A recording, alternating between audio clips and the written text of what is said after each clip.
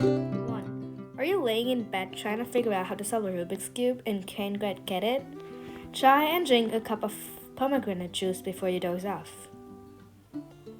Wow, it really works.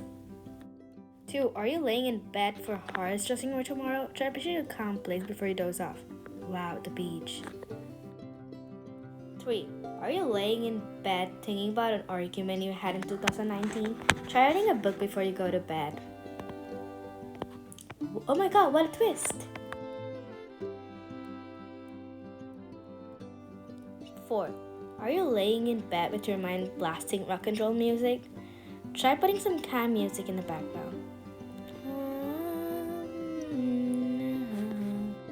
5. When you are laying in bed, does your mind drift back to the one math question you couldn't get in the math test? And you're yelling at yourself trying to make it make sense?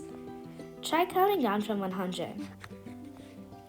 100, 99, 98, 95, 94, 86, 27, 2000.